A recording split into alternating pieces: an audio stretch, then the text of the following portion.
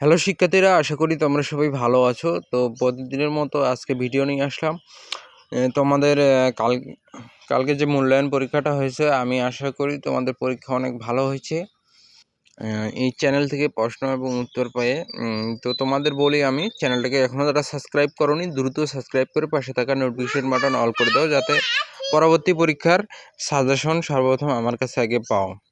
তো আজকে যেটা দেখাবো, ষষ্ঠ শ্রেণীর ষান্মাসিক মূল্যায়ন 2024, বিষয় ইতিহাস ও সমাজবিজ্ঞান।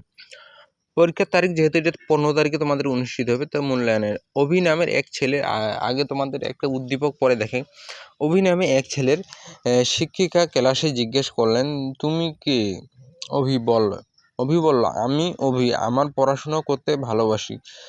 শিক্ষিকা আবার বলেন, তোমার স্বপ্ন কি? অভি একটু ভেবে বলল, আমি একজন বিজ্ঞানী হতে চাই। শিক্ষিকা মুচকি হেসে বলল, তাহলে এখন বলো তুমি কে? অভি সুদৃষ্ট কণ্ঠে বলল, আমি অভি, আমি মেধাবী ছাত্র, আমি একজন ভালো বন্ধু এবং ভবিষ্যৎ বিজ্ঞানী। শিক্ষার্থী প্রশংসা দৃষ্টিতে বলেন, তুমি সত্যি নিজেকে চিনতে পেরেছো। তো কাজ 1। তো গল্পের মতো আমরা আত্মজীবনী সম্পর্কে কাজ 1-এ এভাবে প্রশ্ন তোমাদের আসবেই।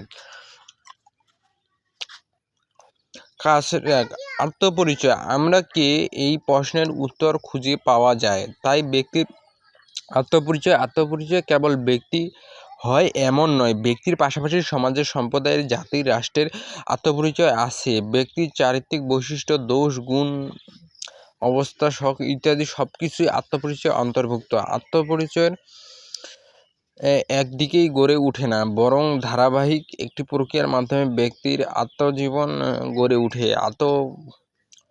আত্মপরিচয়ে রয়েছে 2 ধরনের, যথা ব্যক্তিগত উপাদান, সামাজিক উপাদান। ব্যক্তিগত উপাদানের মধ্যে রয়েছে ব্যক্তির নাম, লিঙ্গ, শারীরিক বৈশিষ্ট্য, গায়ের রং, উচ্চতা, নাক, মুখ, গড়ন, মাথার চুলের মাপ, চুলের ধরন ইত্যাদি, জন্মস্থান। অন্যদিকে সামাজিক উপাদানের মধ্যে রয়েছে ব্যক্তির ধর্ম, পেশা, ভাষা, বাচনভঙ্গি, শিক্ষা প্রতিষ্ঠান, আচার অনুষ্ঠান, জাতি, নাগরিকতা ইত্যাদি। তো 1 নম্বর কাজটা তোমাদের বলা শেষ হলো। এখন যেটা দেখাবো সেটা হচ্ছে আত্মপরিচয় সম্পর্কে। তোমাদের প্রশ্নগুলো এরকম আসতে পারে, তো তোমরা পড়তে থাকো। এখন কাজ 2, বঙ্গবন্ধুর আত্মপরিচয় ছকে লিখো। তো এটা তোমাদের জন্য একবার ভেরি ইম্পর্টেন্ট, মানে এটা আসার সম্ভাবনা 200% শিওর। কাজের ধরন দলগত।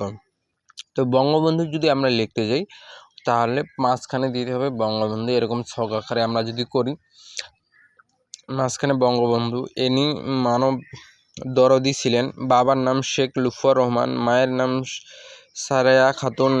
নিষ্ঠাবান রাজনীতিবিদ, স্বাধীনতা অগ্রনায়ক, ভালো ব্রেতচারী, বংশের উপাধি শেষ, ডাক নাম খোকা, জন্মস্থান টুঙ্গিপাড়া, সর্বকালের সর্বশ্রেষ্ঠ বাঙালি, জাতির পিতা, পরোক্ষকারী, বাংলাদেশের প্রথম রাষ্ট্রপতি, আপোষহীন নেতা, বাঙালির মুক্তির সনদ উপস্থাপনকারী, ছোটবেলা খেলাধুলায় ঝোঁক ছিল।